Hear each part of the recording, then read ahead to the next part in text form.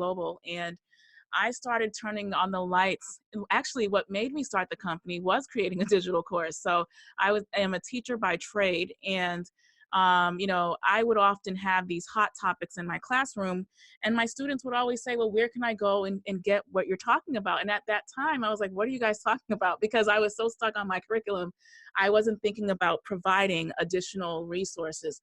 So truly, when I started Tolji, it started because I created a digital product. And at that time, if you work in any industry, I was working pretty traditionally, like going to a regular school and teaching. I was teaching communication courses to graduate learners, and all the way down to high school. So I loved what I was doing, and I wasn't thinking broader about what I was doing. So in 2013, I decided, I've been hearing about this whole idea about creating digital courses. Let me see what happens with this. So I created a digital course. I put it on Udemy, and I had no idea when I put it on that platform that so many people would take up with that course. And a fashion school in London reached out and said, can we buy a number of units of your course? And for me, I was like, only saw myself as a teacher. So I was like, what are you talking about? Units? But like, I didn't have so I want you guys to get, I did not start out saying I want to be an entrepreneur. I was always a teacher first. I love my students, love what I did. So for me, when the gentleman said, okay, how many units can we purchase? And I was just like, what are you talking about? So the second time around, I said, there's something more to this. And really for me, what kind of struck things a little further was, I had this course, and a gentleman bought the course for his wife, and he watched the course, and he's like, wait a minute, I was watching the course and I thought it was just for my wife. But actually, as I was watching it, I realized I needed the course too. So I realized that not only could digital products really reach more than women or just more than any demographic, it could be global. And that was something that I had to open my mind to, because then after that one incident in England, then I had other institutions in India and other places all around the world wanting to have access to this one product I had created. And I say all that because a lot of us are pretty good at what we do. So I want to ask you to put in the chat box really quickly, what, if you have a business, what is your business, and what brings you joy when you are doing what you do? So you don't have to be shy. You can just say, hey, this is what I do, or I'm taking a stab at being an entrepreneur for the first time. And if you're a leader, or maybe you're a person in transition, also let me know, what industry did you work in, or are you working in, and what piqued your interest when you thought about this Edupreneur workshop today. So we're going to be having this throughout the next couple of months, because truly, with so many people working remotely, I believe that people are going to need tools and tips to really scale what they're doing, or even adapt to what we have going on with what's going on in the marketplace. And I forgot to say, oh my goodness, big virtual hugs to all of us, because this COVID thing there's no words to express how I feel, and I'm sure you're feeling it too. So just want to say I'm thinking of you also with regards to that. So with all of that said, 3 weeks ago, I was asked by another institution in London to kind of be available for teachers. And I was like, I was like, do they really need this? And guess what? There was a gentleman from Paris who tuned in, and he was like, I don't know it. I don't know where to begin. And that's really what made me say, okay, I need to create Edupreneur. Like, this is not maybe, it's kind of like, I need to. So it doesn't matter if you're not in the education field, or if you're someone who's worked in an industry. Edupreneur is this idea that you can take your knowledge and turn it into a digital course. So I see Karen says that she's consulting in the seafood industry. Hey, Karen. And Karen is part of BCM, our program, Business Communication Mastery. So happy to have you here. And Sarah, consulting program providing organizational leadership development, executive coaching, succession planning, change management, public speaking facilitation, and team development solutions, serving as consultant, coach, and educator. Wow, she has a vast, vast background. So awesome to have you here, Sarah. Jackie says, I just started my business in credit repair, and I'm also going to start a class for real estate and tax preparation. I also make spiritual beads, waist beads, anklets, necklaces, and bracelets. I want to have a restaurant in the Dedham area. That's awesome. Okay, so Jackie, it sounds like you're very you're very well versed in a lot of different things that you do. And Karen says, I want to offer virtual sales training not only during this time but going forward. So I want to talk to you about some of the tenets about doing anything online as it pertains to taking your knowledge and bringing it into some kind of digital program. So as I'm chatting, again, feel free to put your questions here. Hopefully, we're going to be doing this at least twice a month for the next 2 months. So I would love your feedback. But here's my first question. When you think about a digital course, what comes to mind? When you think about a digital course, what comes to mind? Now, have you ever taken a digital course? Now, I have taught in the digital field for the last, 18 years. And I can tell you that when I first started, people thought it was crazy. Like, this is when no one really understood what I was doing. So they thought I was on Facebook, like just liking everything. And I was like, no, that's actually not what I'm doing. You know, and so it was really hard back in that time to let people know that real learning was still actually happening. Real engagement was still happening. Jackie says, it reminds me of online classes. Okay, a picture, a PowerPoint presentation that is all too often boring. Okay, so I'm going to talk to you about first, as we open, I'm going to talk to you about two different styles of digital courses. So you have your asynchronous, and your asynchronous course is the kind of on-demand course that anybody can take at any time. It doesn't matter when they tune in. And sometimes people will have a series of videos and they will automate them out and they might do it that way. Then you have synchronous trainings. And so these synchronous trainings are where, kind of how we're on Zoom, you're still in a course or a class, but people are showing up at the same time. So I teach at Northeastern University. There's no way we're going to have class on campus. So we had to take everything we were doing traditionally and put it online. So in that case, I'm having my students show up at the same time. And so they are expected to still participate, dialogue, and do everything that we would if we were actually in class. So I want to kind of talk to you, though, a little bit about both strategies, because if in fact you are thinking about doing this, you want to see what makes sense for you. For example, a lot of my clients know I love live Zoom video because I love feeling the energy of people as I'm talking. I've noticed that there are times when I might say, well, go and log into this particular course. And because those individuals know I won't be there live, they're just going to say, well, you know, they'll say they're going to do it, but most likely they might not complete all of the course. So there are some things that you might want to think about if you decide to go either synchronous or asynchronous. And I want to just talk to you a little bit about it. So if in fact you decide that you want to have an asynchronous course, please mute yourself. Thank you so much. If you want to have an asynchronous course, that means that all of your information has to be succinct and clear and broken down into either what I call, now you can call them pillars, you can call them milestones, you can call them modules. It however you want to coin it. But if you're going to have an asynchronous course, those pillars have to be so strong, because in fact, if you don't plan on being in the room, then all of whatever your curriculum is going to be, it has to make sense and it has to be clear. Now, I love using acronyms because for me, acronyms are really great for putting deliverables and outcomes. So for example, in one of the workshops I do, I always talk about my click method, right? And so every letter stands for something.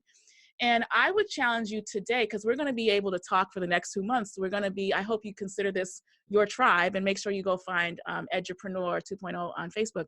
But the first thing I would ask you to do is, if you were to take all that you know how to do and kind of put it into some kind of acronym, what kind of acronym would it be? And so I know, Sarah, you probably like, I already have an acronym. But if you, in fact you have one, that's great. But if you don't, one of the best things and easiest things you can do for now, especially if you start by creating a short course, is you can create a useful acronym. So that acronym needs to be catchy, and I'm going to tell you why. So obviously, I'm sorry guys, there's like a lot of things binging right now. Give me 1 second, and I think someone's trying to get into the course, so excuse me. Hi, Nikisha. We're in the course and the Zoom room is right in IWBCC, okay? Yeah, just click on the Zoom link. Okay? Okay. Sorry, guys. Forgot what I was saying.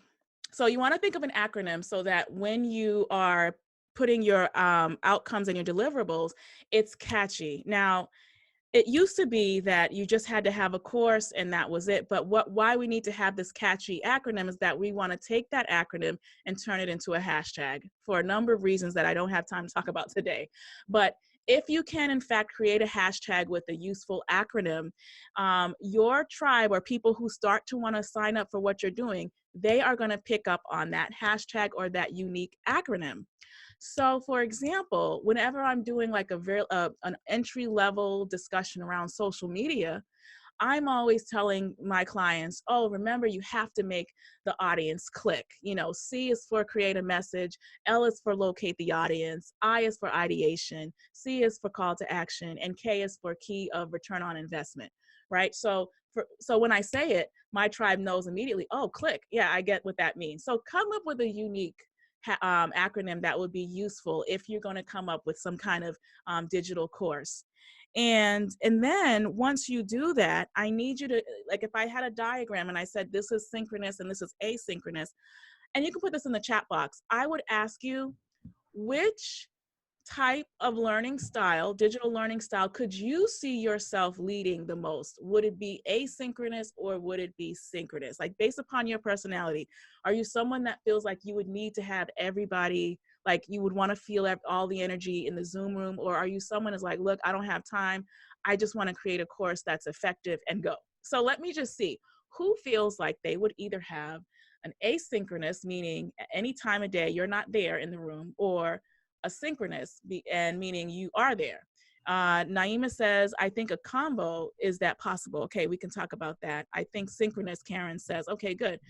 Sarah says synchronous. Yeah. So there are benefits, because I have to say that with the synchronous, people are able to ask you questions. They feel like they get to know you more. And honestly, in the climate we're in, I wouldn't say one is better than the other, because there's some awesome asynchronous courses, but there's a lot more involved if you go the asynchronous route. So let's talk about kind of the teacher role, right? Because you would become somewhat of a teacher if you create a course. And you might say, well, I'm not a teacher, I didn't study education. You don't have to, right?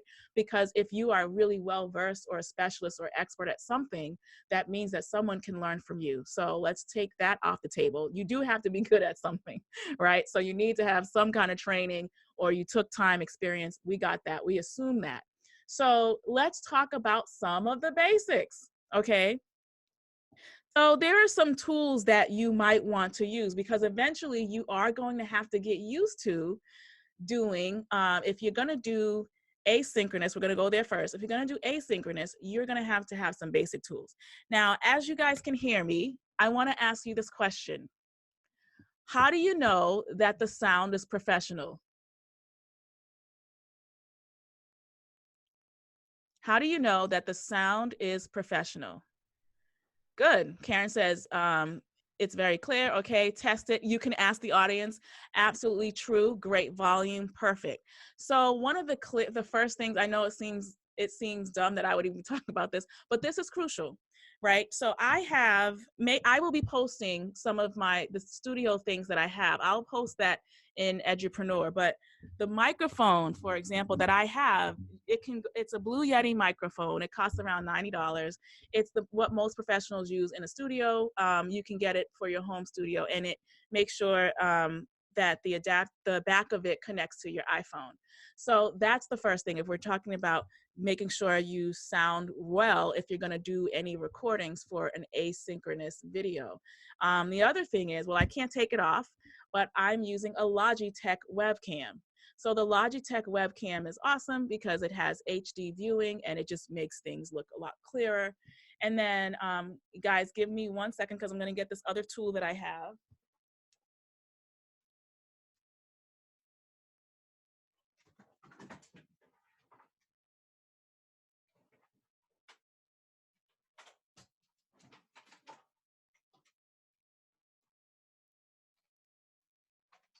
Oh my goodness. There's too much going on in this office. All right. So I'm going to try to set this up. See if I can do it.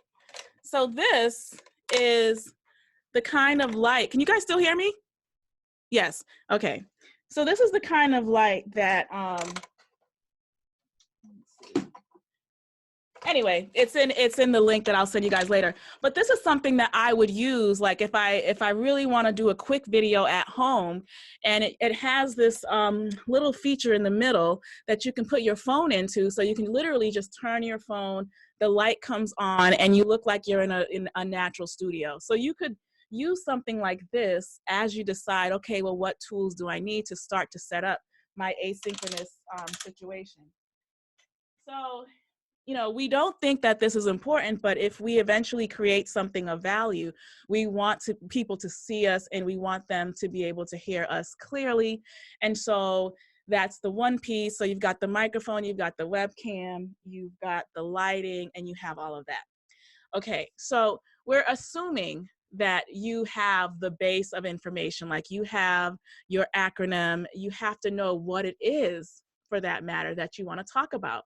Now, this is the hardest part. It's like, what is the meat that I want to actually talk about, right? So initially, when you're doing something in asynchronous terms, you don't want to do any videos that are longer than 12 minutes. Right? You want to do small, and if you can, 7 minutes at a time is even better.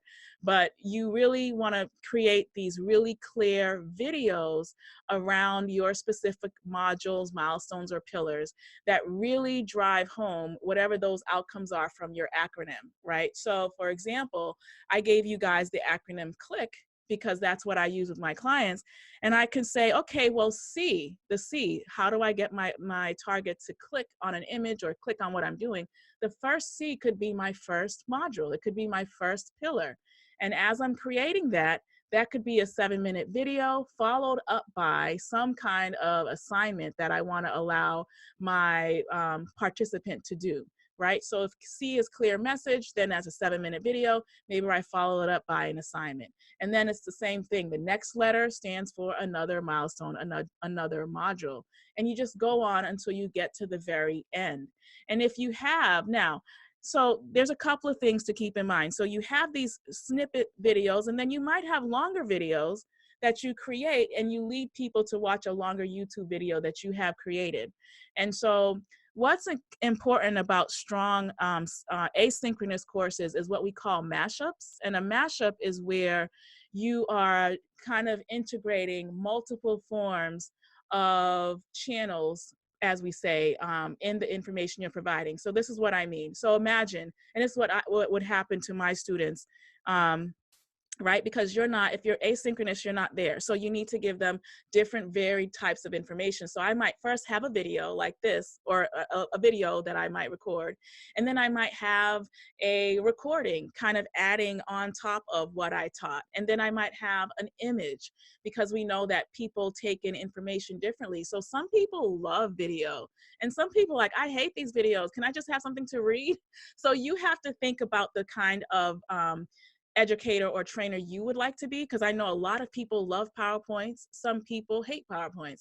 I'm the kind of person that I would rather do a video versus create a PowerPoint all the time. But I do know that sometimes, depending upon, Naima, she said yes, but I know that sometimes you do need the PowerPoint. Like if you're going to show a comparison of something, you do need to have that before and after kind of thing. So you want to keep that in mind.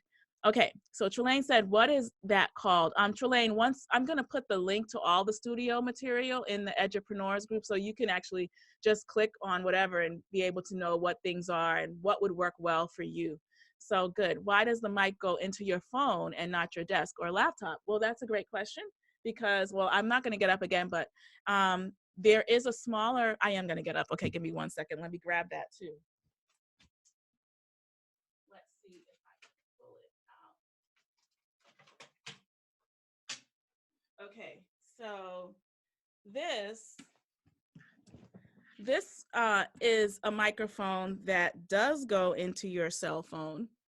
And as you can see, this this is really great for taking away the noise outside. Like if you went outside to do a live stream, this takes away the external noise that you would hear. And so this would go into your phone, but this is going into my computer because I'm doing the discussion from my computer, and this is connected to the desktop. Does that answer your question? Okay. So for the most part, okay, great.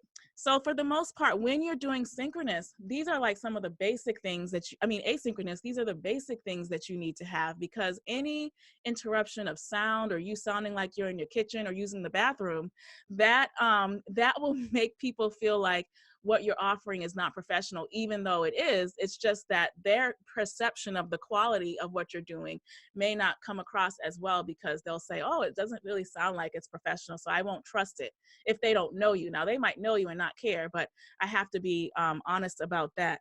So those are some of the basic things you need to have. Set up your studio. Now behind me, we're doing all kind of changes, so this is all going to change certainly. But why I like the sparkly is because anyone who knows what we do with IWBCC and all the fun things we do, we like entertaining, right? So that would make sense. And then the black is more for, storytelling. And obviously anyone who knows me knows I love poetry and all of that. So it makes sense for my brand, but it doesn't have to make sense for yours. Meaning when you create video for your course, you can have a background of book like Sarah's. Sarah has an awesome virtual background. I love it. So you can use the virtual features now, because that can be very useful. You can be like if someone was doing a wellness kind of coaching program to help women feel more calm about life, maybe they're sitting in their living room. So the atmosphere is really pertaining to what the course is about, right? So these are things you want to think about. Now, given the fact that you might have that, let's talk about some of the things that people don't think about when they are creating a synchronous course. So here's the first thing. We can never assume that the audience or the student has full knowledge about what we're talking about. And that means whatever the terms are, whatever you need to explain, you want to either reiterate and be very clear about what the purpose of that milestone is. Like, don't ever assume that they understand what you're talking about.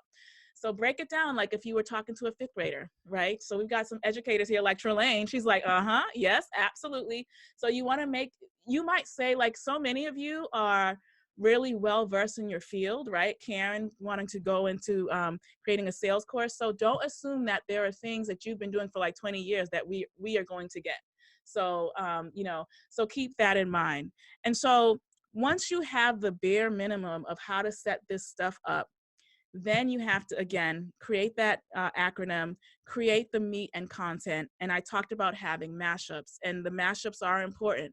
So the mashups should contain at least a video, maybe it has an image, and you can use slides. You can use, slides from PowerPoint, but don't overdo it. Like, you don't want to have a 50 slides for one module, right? You could take that same 50 slides and break that up into a number of modules so that people can digest what it is that you're doing.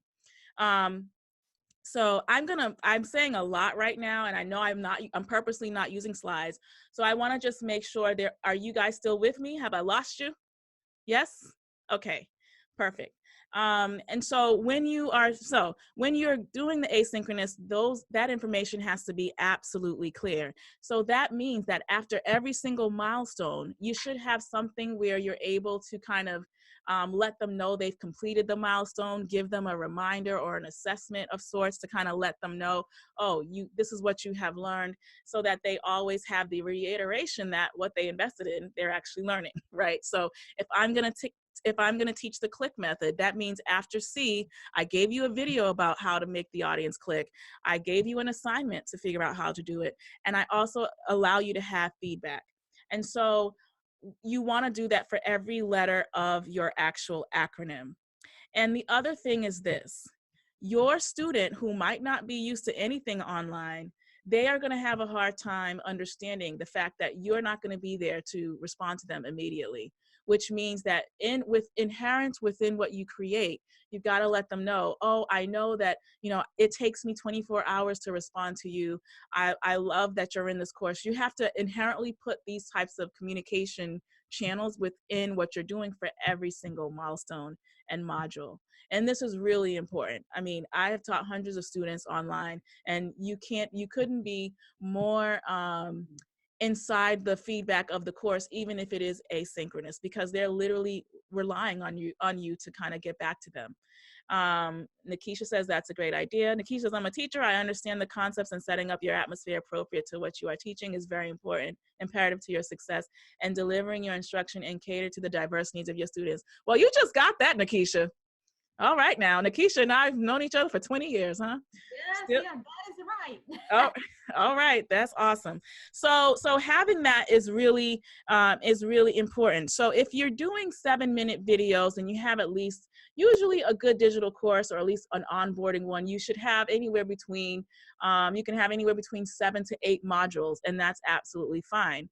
And I will talk to you a little bit about the range. I mean, if you're having like normally people will have a short course, right? When people are just getting to know you and your company. So you maybe if you're creating a short course for the very first time, I should just ask this: how many of you already have an online course, or how many of you are creating one? And that's why you're in here. I would love to know that. Okay, Nikisha says yes, she wants to create one. Trelane says she's thinking. Okay, perfect. I want to. Okay, awesome.